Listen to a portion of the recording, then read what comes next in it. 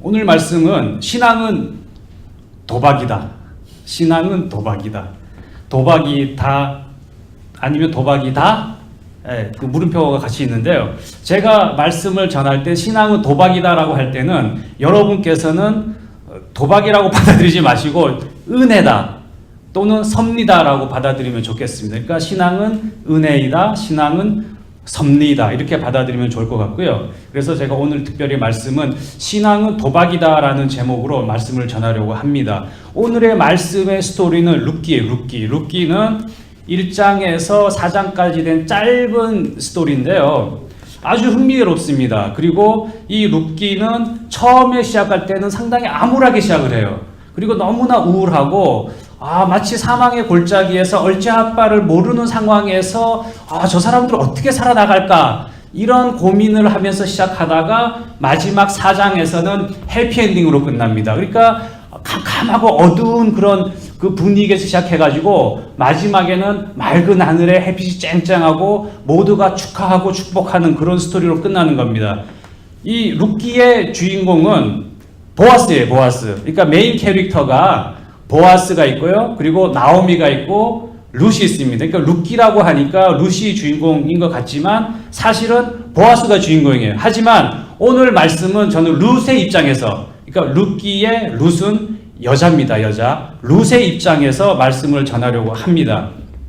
그러면 룻이 처음에는 상당히 비극적으로 시작했다가 나중에 해피엔딩으로 끝났는데 과연 어떠한 일이 발생했길래 룻이 그렇게 인생의 역전, 완전히 다른 삶을 살아나갈 수 있었을까? 그거를 오늘 살펴보자고 하는 거예요. 그래서 제가 오늘 특별히 말씀은 신앙은 도박이다. 룻이 어떤 특별한 선택을 했어요. 특별한 도박을 했단 말이죠. 그랬더니 놀라운 일이 일어났어요. 예. 그러면은 우리가 생각할 때 도박이 뭐냐? 도박이라 하면은 머릿속으로 상상하지 마세요. 우리 라스베가스에서 뭐 갬블하고 이러는 것도 도박이지만 제가 말씀드리고자 하는 도박은 인생을 살면서 여러 가지 선택이 있지 않습니까? 앞으로 미래에 닥칠 여러 가지 선택 중에 비록 알지는 못하지만 내가 생각했을 때 가장 좋다고 생각되는 어떤 옵션을 내가 고르는 게 도박인 거예요. 예를 들자면 고등학교 3학년 수험생이 공부를 잘해요. 공부를 잘했습니다. 그래서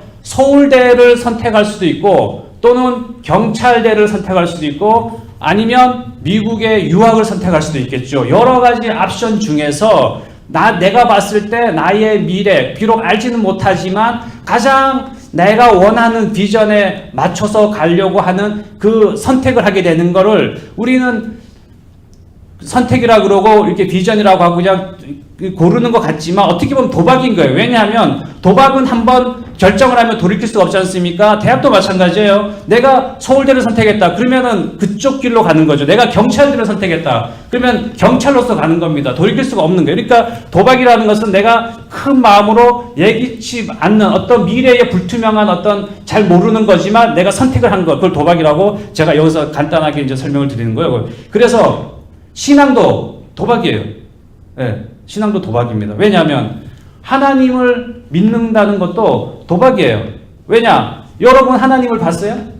네, 그리고 내가 죽어서 사후세계가 있다, 천국이 있다, 지옥이 있다, 본 사람이 없지 않습니까? 내가 잘 모르는 어떤 미래에 대해서 내가 선택을 한다는 건 도박이에요. 그리고 안 믿는 것도 도박이라는 거죠. 안 믿는 것도. 네, 안 믿는 것도 도박이에요. 나는 뭐 하나님이란 존재가 없다. 하나님을 모른다. 그래서 나는 하나님을 안 믿겠다. 그 도박인 거예요. 그래서 만에 하나 이제 죽었을 때 사후세계가 정말로 있고 그리고 하나님의 그 심판이 있다라고 하면 안 믿는 거에 도박을 건 사람들은 이제 대략 난감하겠죠. 이제 그때는 어떤 일이 발생할지 모르는 겁니다. 이와 같이 형이상학적인 어떤 존재에 대한 선택도 도박이라면 세상을 살면서도 우리가 수많은 선택을 하게 되는 거죠. 배우자 선택하는 것도 우리가 일종의 도박이란 말이죠. 내가 이 배우자와 결혼해서 잘 살 거라고 생각하지만 실제로 잘 살 수 있을지 못 살 수 있을지 그거 모르는 게 또 닥쳐보면 또 다른 스토리가 발생하는 거죠. 그리고 미국에 온 것도 어떻게 보면은 도박인 겁니다. 왜냐? 나의 인생에 있어서 가장 중요한 순간에 잘 모르는 미래의 세계에 대해서 선택한 거기 때문에 이것도 도박이에요. 하지만 세상적인 도박은 나의 계산과는 다르게 실제로 많은 어려움에 부닥치고 나의 계획과 선택에 그 부합되지 않는 그런 결과가 초래되는 경우가 많다는 거예요. 하지만 하나님에 대해서 선택을 하는 거, 하나님에 대해서 그 도박을 거는 거는 무조건 성공하게 됐다. 그리고 반드시 이루어진다는 거. 예, 그러니까 그 과정 속에서는 여러 가지 어려움이 있을지 모르지만은 반드시 이루어진다. 그래서 제가 신앙은 도박이다라고 했는데 신앙은 섭리이다. 신앙은 은혜이다. 이렇게 생각하시면 좋을 것 같고요. 그래서 제가 오늘 말씀을 준비하면서 이런 제목을 선택하게 됐습니다. 보면은 이 룻기는 지금 잠깐 설명을 위해서 보면은 사사기, 그러니까 이제 그 이스라엘의 왕이 없던 시대였어요. 지도자가 없으면 가장 고생하는 게 누굽니까? 예, 지도자가 없으면 고생하는 거 백성들인 거예요. 예, 그 지도자가 똑똑하지 못하고 올바르게 그 나라를 이끌지 못하면 고생하는 거 백성이지 않습니까? 그래서 이 사사 시대에 유다 사람 나옴이라는 여인이 남편하고 같이 모압 지방으로 이제 이주를 왔어요. 그러니까 이스라엘 있고 모압 지방이라고 하면은 이제 그 옆에 있는 다른 나라인 거예요. 그러니까 거기서 혹시 잘 살아볼까 하고 간 거죠. 그래서 나오미가 남편하고 그리고 아들 둘이 있었습니다. 아들 둘하고 이제 왔는데 남편이 얼마 안 있다 죽었어요. 그리고 아들 둘이 그 모압 지방에 와서 모압 지방에 있는 여인 둘하고 결혼을 했습니다. 예, 그래서 그 며느리가 오르바하고 룻이라는 이제 그 모압 지방 여인 두 사람하고 이제 그 아들들이 결혼을 해가지고 이제 그 며느리가 된 건데, 근데 결혼하고 나서 한 10년쯤 되고 나서 이 두 아들이 또 죽어버린 거예요. 그럼 몇 명이 남습니까? 알아맞혀 보세요. 몇 명 남습니까? 우리 시은 형제 몇 명 남아요? 자, 남편 엘리멜렉하고 아들 둘하고 왔다가 남편이 죽었어요. 그리고 아들 둘이 거기서 결혼해가지고 이제 며느리 2명을 얻었어요. 그래서 아들 둘이 또 죽었어요. 그러면 몇 명이 남습니까? 그러니까 총 3명이 남죠. 그러니까 이제 그 나오미하고 그 시어머니죠. 나오미하고 오르바하고 룻하고 이렇게 3명이 남는 거예요. 근데 이 3명 다 과부예요. 과부. 자, 이제 지금 현재 1장의 그 분위기가 그렇습니다. 이제 남자들은 다 죽어버리고 과부만 셋이 남았어요. 그러니까 지금이야 뭐 과부라고 해도 뭐 언제든지 일할 수 있지만 우리가 30-40년 전만 해도 생각을 해보시면 과부가 되면 어떻게 살아나갈 수가 없었어요. 경제적 활동을 못 하잖아요. 근데 하물며 이게 예수님 오시기 전 한 1000년 전이니까 지금부터 BC 3000년, 지금부터 3000년 전에 과연 과부 셋이서 뭘 할 수 있었겠습니까? 그죠? 과부 셋이서 할 수 있는 게 없는 거예요. 그래서 이제 나오미가 특단의 조치를 내립니다. 나는 이제 다시 베들레헴으로 가겠다. 나는 다시 베들레헴으로 가겠다. 그러니까 두 며느리 오르바하고 룻 보고 너네들도 여기서 그냥 모압 지방 사람들이니까 여기서 새로운 남자를 만나서 재혼을 해라. 재혼을 해라. 그랬을 때 오르바하고 룻이 처음에는 아닙니다. 저는 어머니와 함께 베들레헴으로 가겠다고 얘기를 해요. 하지만 나오미가 아주 세게 얘기를 합니다. 그냥 너네들이 여기 있는 게 좋다. 베들레헴 생판 모르는 지역 가가지고 너네들이 어떻게 살겠느냐. 그러니까 나에게 소망이 없으니까 차라리 여기서 새로운 남자 만나서 결혼하는 게 너네들을 위한 것이다. 이렇게 얘기를 합니다. 그러면 오르바와 룻의 상황에서는 어떤 그 결정을 하는 게 현실적일까요? 어떤 결정하는 게 현실적입니까?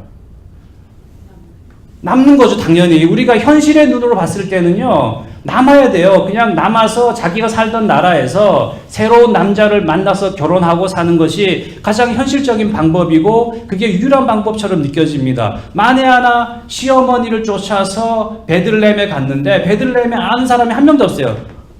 예를 들면 이런 거예요. 한국에서 살던 사람이 자기 어머니 쫓아가지고 미국에 온 거예요. 미국에 아는 사람이 한 명도 없어요. 그리고 돈을 가지고 온 것도 아니고 뭐 있는 사람이라고는 다 늙은 시어머니 그 나오미밖에 없어요. 근데 미국에 간다고 하면은 비현실적이죠. 가장 현실적인 선택은 그냥 모압 지방에서 다시 재혼하는 거예요. 하지만 여기서 이제 갈립니다. 오르반은 시어머니가 아주 완강하게 그냥 여기 살아 그러니까 마지 못해서 이제 오르반은 알겠습니다 하고 이제 그 모압 지방에 남아요. 근데 룻이 신앙의 도박을 합니다. 신앙의 도박을. 이게 도박이라 하면 선택이고 하나님 입장에서 보면 섭리지만은 룻이 도박을 하는. 뭐라고 도박을 하냐면 룻기 1장 16절에 보면은 뭐라고 룻이 말하냐면 어머니께서 가시는 곳에 나도 가고 어머니께서 머무시는 곳에 나도 머물며 어머니의 백성이 나의 백성이 되고 어머니의 하나님이 나의 하나님이 되시리니. 룻이 이렇게 말을 하면서 어머니를 쫓아서 이제 베들레헴으로 유다 땅으로 가겠다는 거예요. 현실적으로 봤을 때는 세상을 바라보고 세상을 향해서 사는 것이 가장 나로서는 유익이고 내가 살아갈 수 있는 유일한 방법처럼 보여요. 하지만 이 룻은 하나님의 길, 하나님의 나라, 하나님을 위해서 내가 쫓아가겠다. 그러니까 룻이 비록 하나님을 몰라요. 여호와의 하나님을 몰라. 이스라엘 하나님을 모르지만 어머니가 믿는 하나님을 내가 한번 믿어보겠다 이겁니다. 여기서. 그러니까 작정을 한 거예요. 내가 이제 배팅을 한 겁니다. 도박을 한 거예요. 나는 어머니가 믿는 하나님을 믿고 어머니가 가고자 하는 유다 땅 베들레헴으로 내가 따라가겠다. 룻이 이렇게 담대하게 쫓아가는 거예요. 현실적으로 봐서는 어리석은 결정입니다. 하지만 하나님의 나라, 하나님의 그 섭리를 바라보면서 룻은 이와 같이 믿고 따른 거예요. 근데 제가 이 말씀을 보면서 솔직히 좀 상당히 마음속에 어떤 의문이 들었습니다. 어떤 의문이 들었냐면 이 보세요. 어머니의 하나님, 어머니의 백성. 근데 생각해 보세요. 이 나오미가 처한 상황을 보시면 절대로 그렇게 대단한 하나님이 아니에요. 어머니가 믿는 하나님이 어머니한테 해준 거에 아무것도 없어요. 어머니 이름 나오미가 기쁨이라는 그런 그 뜻을 가지고 있는 좋은 이름인데도 불구하고 오히려 슬픔이 더 많고 남편도 죽고 두 아들도 죽고 어떻게 세상적으로 봤을 때는 무슨 저런 하나님이 있나, 왜 저런 하나님을 굳이 믿어야 되느냐라고 의심을 가질 수가 있다는 거죠. 요즘 세상이 그런 생각이 많이 듭니다. 요즘 그 하나님이 더 파워가 셀까요? 아니면은 그 물질, 돈, 세상 권력이 더 셀까요? 얼핏 보면은 물질, 돈의 힘이 더 센 것처럼 느껴진단 말이죠. 그 명성교회 사태를 보면 알지 않습니까? 명성교회에서 분명히 교단에서는 세습이 안 된다고 분명히 헌법으로 못을 박았는데 명성교회는 세습을 했어요. 그리고 뻔히 누가 봐도 이거는 불법인데도 많은 목사님들이 그 명성교회 세습을 인정을 해주고 있어요. 왜냐? 하나님보다는 돈의 힘이 더 센 겁니다. 그 명성교회가 가지고 있는 돈, 명성교회가 가지고 있는 그 영향력, 그거 보고 하는 거죠. 그만큼 세상에서는 물질의 힘이 더 센 것처럼 보여요. 여기서도 마찬가지예요. 나 어머니의 하나님, 얼핏 봐서는 정말 세상을 창조하시고 인간의 그 생사화복을 주장하시는 하나님이 맞느냐 의심이 들 수가 있다는 말이죠. 하지만 룻은 내가 봤을 때 비록 마치 힘이 없는 것 같고 그리고 그 믿었을 때 오히려 더 환난이 발생할 것 같은 하나님이지만 그 이스라엘에게 지금까지 임한 그 하나님의 역사, 섭리를 바라보고 한번 내가 이 하나님을 믿어보겠다고 한 겁니다. 자, 그래서 이제 나오미하고 룻하고 이제 갔어요. 베들레헴으로. 예. 그러니까 베들레헴으로 가서 뭘 했을까요? 할 수 있는 게 없잖아요. 그러니까 그냥 밭에서 이렇게 소출이 떨어지는 거 주워서 먹고 뭐 이렇게 살았습니다. 그런데 여기서 결정적으로 매우 중요한 인물을 만나게 됩니다. 그 인물이 누구냐면 보아스예요. 보아스. 그러니까 보아스는 누구냐면 룻기 2장 1절에 보면 나옵니다. 나오미의 남편 엘리멜렉의 친족으로 유력한 자가 있으니 그의 이름은 보아스더라. 그러니까 그 베들레헴의 나오미의 그 가족, 친척 중에 아주 돈도 많고 영향력도 있고 존경도 받는 사람이 있었는데 보아스예요. 이 보아스가 근데 결혼을 안 했습니다. 나이가 많도록. 의문이 생기지 않아요? 왜 존경도 받고 돈도 많고 그런 보아스가 결혼을 안 했을까요? 보아스에게도 슬픔이 있는 거예요. 무슨 슬픔이냐면 보아스의 엄마가 기생이에요. 네, 엄마가 기생이에요. 기생 라합. 여호수아 6장에 보면 어떤 말이 나오냐면 그 이스라엘 백성들이 가나안 땅을 정복하러 들어가기 바로 직전에 정탐꾼 2명을 보내지 않습니까? 그 정탐꾼이 들어가서 어떤 스토리가 발생했냐면 정탐한 청년들이 들어가 라합과 그녀의 아버지와 어머니와 형제들과 그녀에게 속한 모든 것을 데리고 나오고 그녀의 친족을 다 데리고 나와서 이스라엘 진영 밖에 두니라. 여호수아가 창녀 라합과 그녀의 아버지 집안과 그녀에게 속한 모든 것을 구원하여 살려 주었으므로 그녀가 이날까지 이스라엘 안에 거하나니 이는 여호수아가 여리고를 정탐하려고 보낸 사자들을 그녀가 숨겼기 때문이더라. 여기서 창녀 라합이 나오죠. 자, 그러면 그 다음에 어떤 스토리가 있냐면 마태복음 1장에 보면요. 살몬이라는 남자가 있어요. 살몬이라고 이제 유다 사람인데 이 살몬이라는 남자가 라합하고 결혼을 한 겁니다. 그래서 살몬은 라합에게서 보아스를 낳고 살몬은 라합에게서 보아스를 낳고 보아스는 룻에게서 오벳을 낳고 오벳은 이스를 낳고 이런 성경 말씀이 있어요. 그러니까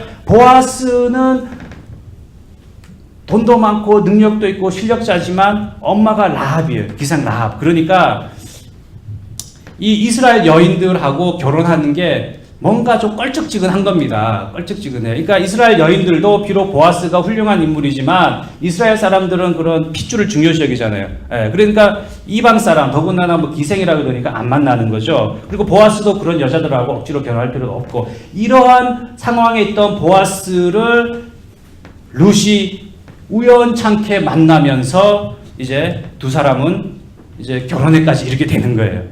예.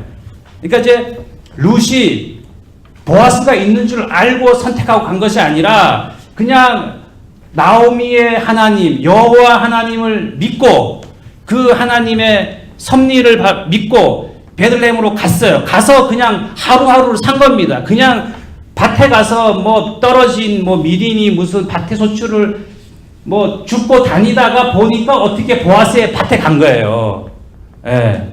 그래서 거기서 이제 만나게 되는 거죠. 예. 그러니까 이제 보아스 입장에서는 이 룻이 또 마음에 연민이 생긴 거예요. 연민. 왜냐하면 자기 어머니가 기생 라합이잖아요. 라합이 또 누굽니까? 여리고 사람 아니에요. 이방 사람인데 더군다나 룻이 이제 모압 지방에서 베들레헴으로 왔는데 그 동네가 좁으니까 소문이 다 났을 거 아니에요. 룻이라는 여자가 왔는데 자기 어머니를 지극정성으로 모신다. 그리고 비록 그 이방 사람이지만 열심히 자기 할 일을 하고 순종하고 이런다는 걸 이제 다 소문을 들은 거예요. 예, 그래가지고 그런 상황에서 이제 룻을 보니까 이제 그 더욱더 애틋한 어떤 연민이랄까 이제 그런 것이 생기게 된 거죠. 그래서 이제 결정적으로 만나게 됐습니다.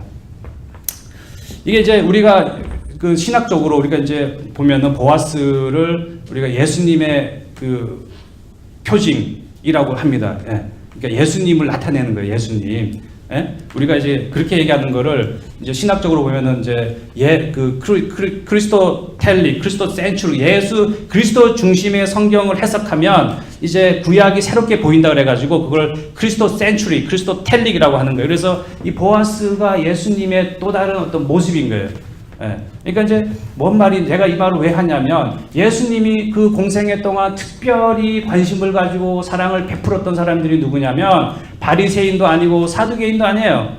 죄인들이고 소외받은 사람 그리고 어딘가 아픈 사람 질병이 있는 사람 이런 사람들한테 더 애틋한 연민을 가지고 그 예수님의 사랑과 그 기적을 나타낸 것이죠. 여기서도 보면 룻이라는 여자가 얼마나 하찮은 여자입니까? 이스라엘 여자도 아니에요. 예. 그리고 과부예요. 한 번 결혼을 했어요. 10년 동안 살았는데도 그 모압 지방에 살다가 이제 온 사람이에요. 그 누가 환영합니까? 아무도 환영을 안 하죠. 하지만 이 보아스는 관심을 가지고 돌봐주고 사랑을 한 거예요. 그래서 우리가 이제 내가 한번 루시라고 생각을 해보세요. 내가 루시다. 루시라고 생각하면 얼마나 현실이 어둡습니까? 하지만 하나님을 믿고 내가 하나님한테 베팅을 하는 거예요. 세상에 베팅하는 오르바처럼 세상을 쫓아가는 것이 아니라 예수님을 쫓아가고 예수님한테 베팅을 하면 우리는 알지 못하지만 하나님께서 역사하시는 거예요. 하나님께서 인도하시고 하나님이 만남을 예비해 놓으신다는 거죠. 예, 그러니까 그게 10년이 될지 20년이 될지는 모르지만 내가 그 하나님을 믿는 신앙으로 내가 하나님한테 베팅을 하면 언젠가는 어떤 식으로 하나님께서 그 충성하고 하나님을 따르는 것에 대한 보상을 reward, 상급을 주신다는 거예요. 그래서 룻기 4장 13절에 보면 이제 보아스가 룻을 맞이해서 아내로 삼았습니다. 이제 아내로 삼아서 이제 결혼을 했더니 여호와께서 그에게 임신하게 하심으로 그가 아들을 낳은지라. 이 아들이 바로 누구냐면 이제 오벳이라는 사람입니다. 오벳이 누구냐면 다윗 왕 있죠. 다윗 왕의 할아버지. 예. 룻이 정말 아무것도 모르고 모압 지방에 남아있을 수도 있지만은 도박을 했을 때 하나님 길을 선택했을 때 그 후손이 다윗 왕에 나온 거예요. 예, 그러니까 자기가 다윗 왕이 뭐 위대한 메시아가 올 거라고 전혀 생각을 하진 않았어요. 단지 자기는 있는 상황에서 하나님의 길, 하나님을 선택했는데 그 후손에 다윗 왕이 나오고 그리고 쭉 그 계보가 이제 내려오면서 신약에서는 드디어 예수님이 오시는 그런 그 족보의 반열에 오르게 된 거죠.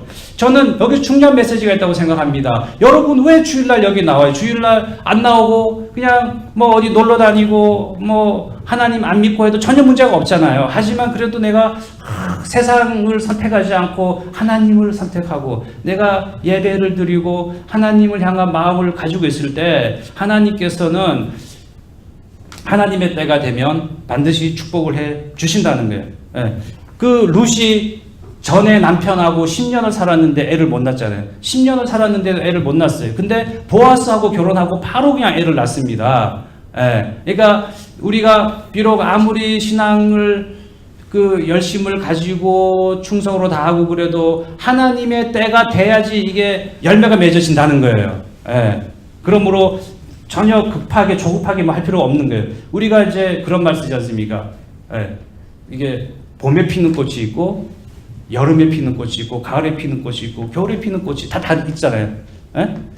그러므로 내가 가을에 피는 꽃이에요. 내가 겨울에 피는 꽃이에요. 그러면 때를 기다려야 됩니다.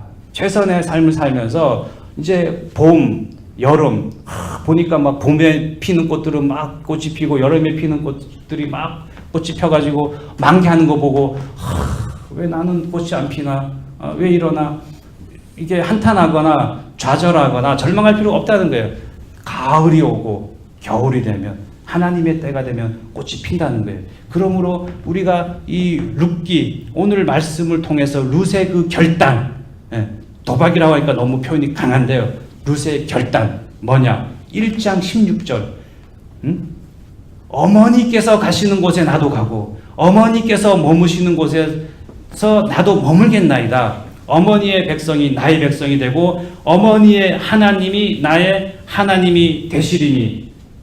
이 룻의 결단, 이때 모압 지방에 남지 않고 하나님, 신실하신 하나님, 그리고 사랑이 많으신 하나님을 믿고 대담한 선택을 했더니 후손에서 다윗 왕이 나오고 또 이 세상 살면서도 보아스를 만나는 그런 축복을 받았다는 거예요. 그러므로 우리도 절망하거나 좌절할 필요가 없습니다. 하나님의 때가 되면 보아스를 만나게 해주시는 거예요. 우리가 물론 다 보아스를 만났어요. 영적인 보아스, 예수님을 이미 다 만났단 말이죠. 하지만 우리는 이 세상에 살면서도 룻이 보아스를 만난 것처럼 그런 특별한 귀한 인물 만나는 은혜가 여러분들에게 있기를 바랍니다. 아멘. 예, 한번 생각해 보세요. 어딘가 분명히 보아스가 있습니다. 여러분들의 보아스, 내 삶을 바꿔주고 내 삶을 풍요롭게 해주는 보아스가 있단 말이죠. 그 보아스와 함께 동행하면 이 세상 살면서 그런 윤택한 삶을 살 수도 있고, 이 세상 살면서는 그냥 평범하게 살 수도 있어요. 하지만 오늘 말씀에 나오잖아요. 그 자손의 메시아가 나오고, 우리가 열심히 신앙생활하고 하나님 섬기고 세상을 바라보는 것이 아니라 하나님을 바라볼 때 우리의 자손들 중에 훌륭한 인물, 정말 하나님의 나라와 하나님의 의를 구하는 훌륭한 하나님의 일꾼이 나올 줄 누가 압니까? 믿음으로 우리는 하나님을 섬기는 거예요. 믿는 대로 될지어다. 예, 그러므로 우리는 비록 지금 삶이 힘들고 고달프고 마치 루세의 그 초반의 인생, 남편도 없고 돈도 없고 뭘 먹어야 할 것도 없는 그런 그 눈앞이 캄캄한 사망의 음침한 골짜기에 지날지라도 우리는 좌절하지 말고 그 골짜기를 지났을 때 나타날 그 푸른 초장, 쉴만한 물가를 사모하면서 당당하게 걸어나가야 된다는 거예요. 보면은 내가 만에 하나 기생 라합처럼, 그 보아스의 엄마 기생 라합처럼 그런 비천한 삶을 살았다. 아니면 룻처럼 슬픔과 눈물이 많은 삶을 살고 있다. 또는 보아스와 같이 겉보기엔 멀쩡하지만 자기 엄마가 기생이에요. 나만이 알고 있는 슬픔과 상처가 있어요. 그렇지만 결단코 좌절하거나 절망하지 말라는 겁니다. 영적인 보아스 예수님을 믿고 하나님의 길을 선택하면 반드시 하나님께서 놀라운 축복을 주실 것을 믿습니다. 기도하시겠습니다.